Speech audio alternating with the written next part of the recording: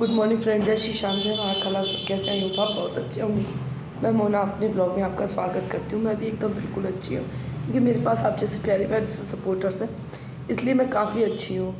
और अभी तो बाहर बारिश हो रही है और आज दिन है मंडे, और कई दिनों से मेरे ब्लॉग्स नहीं आ रहे थे क्योंकि मैं बीमार हो गई थी और मैं कहीं चली भी गई थी। पहले कहीं गई थी, फिर बीमार हो गई थी, तो इस वजह से मेरे ब्लॉग्स नहीं आए थे। तो प्लीज़ प्लीज़ प्लीज़ आप लोग मेरे चैनल को सपोर्ट करिए, लाइक एंड शेयर सब्सक्राइब कीजिए।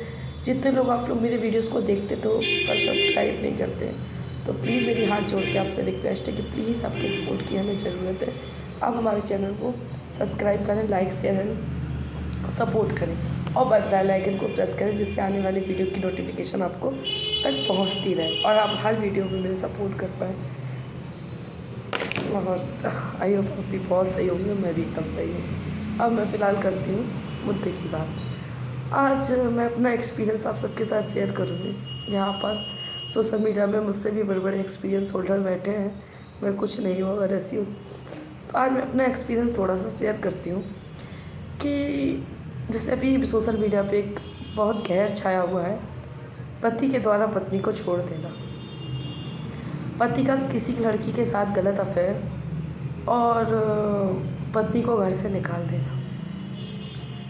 तो ऐसी स्थिति भी छाई हुई है। कोई नहीं, मैं आपको एक बात बता दूं कि मैं अपने एक्सपीरियंस एक आपके साथ शेयर करना चाहती हूँ कि जो भी लड़की या जो भी लड़का डोमेस्टिक वायलेंस जैसे केस या डीवी केस जैसे घरेलू हिंसा बोलते हैं, या फिर 125 जैसे केस, इन तीनों केसों से कोई भी लड़की अगर ग्रसित है और जिसने जो अपने ससुराल वालों से परेशान है, उसने कोर्ट में मुकदमा डाला है, तो सबसे पहले एक चीज़ का ध्यान रखें। अगर उसकी लोअर कोर्ट से कोई पैरवी नहीं हो पा रही, पैरवी तो हो रही है पर उस पर कोई एक्शन नहीं हो रहा है, तो एक बार आप हाई कोर्ट जाकर अपना चेक कर लें।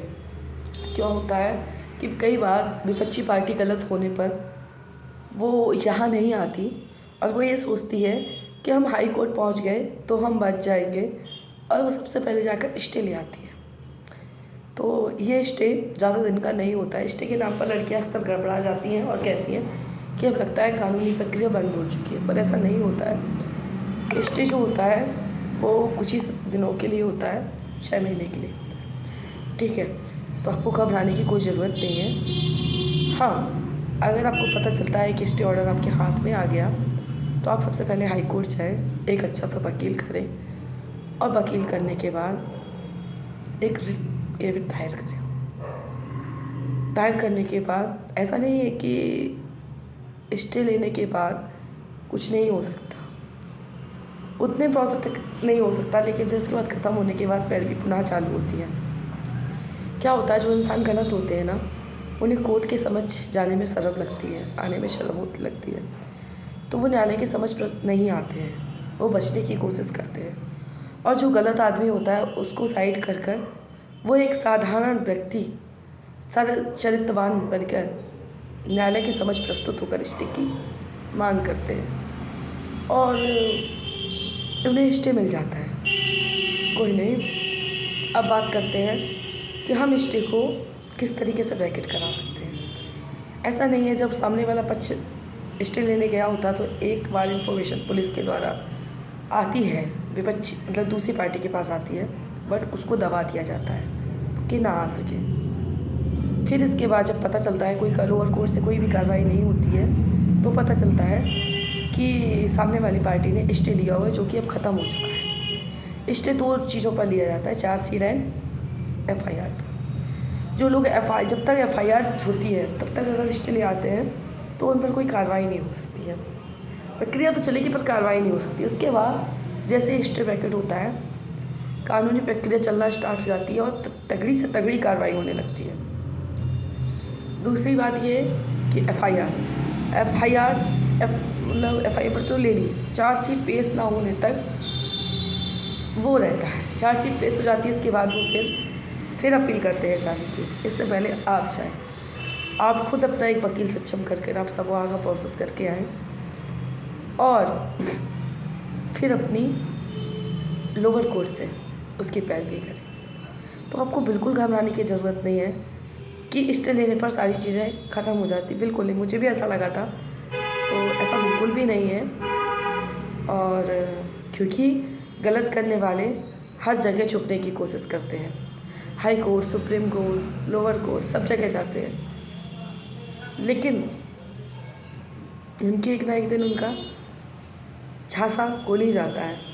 मैं आपको बता दूं, व्यक्ति को अहंकार नहीं करना चाहिए कभी भी। उसका अहंकार, कहते हैं विनाश काले विपरीत बुद्धि। जब व्यक्ति के विनाश का समय आ जाता है तो उसके मस्तिष्क में यानी उसके दिमाग में अहंकार की भावना उत्पन्न होने लगती है। इसीलिए कभी भी किसी व्यक्ति को अभिमान नहीं करना चाहिए।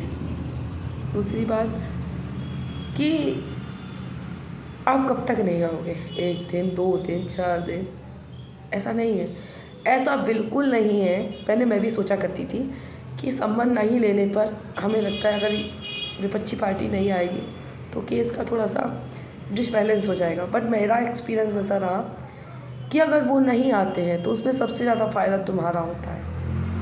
वो और ना आए, फ़ायदा आपका होगा, ठीक है। तो आपको उससे बिल्कुल भी घबराने की ज़रूरत नहीं कि वो क्यों नहीं आ रहे, क्यों नहीं आ रहे। अगर वो नहीं आते हैं तो और अच्छी बात है।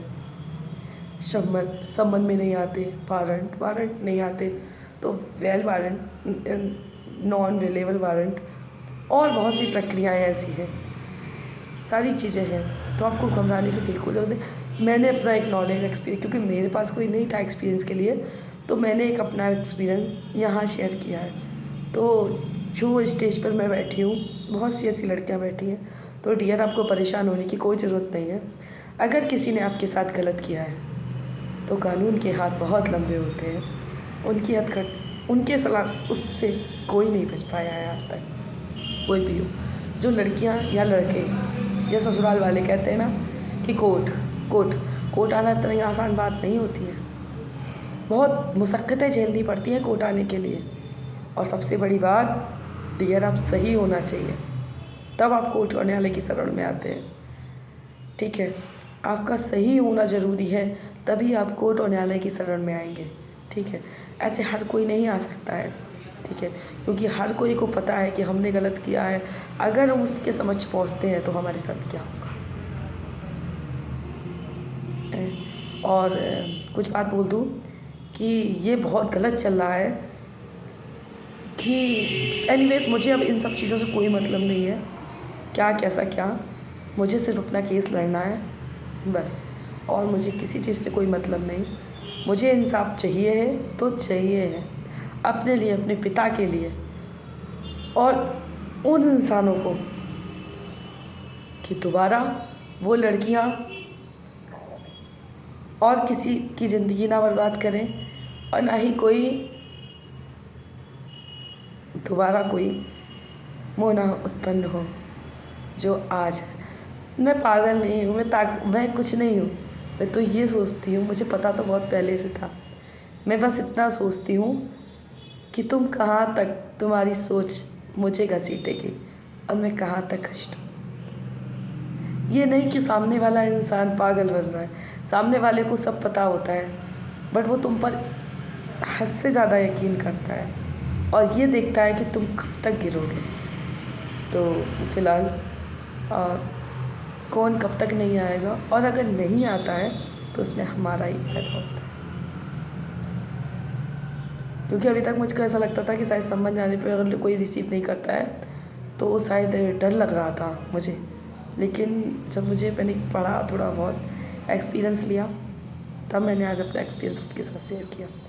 आई होप कि आपको मेरा ये वीडियो पसंद आया होगा और आप मेरे वीडियो को लाइक करेंगे एंड शेयर करेंगे, ज़्यादा से ज़्यादा शेयर कीजिएगा और सब्सक्राइब कीजिएगा। मिलते हैं एक बहुत प्यारी सी अपडेट के साथ, न्यू अपडेट के साथ, एक न्यू वीडियो के साथ। Thanks for watching and love you my YouTube.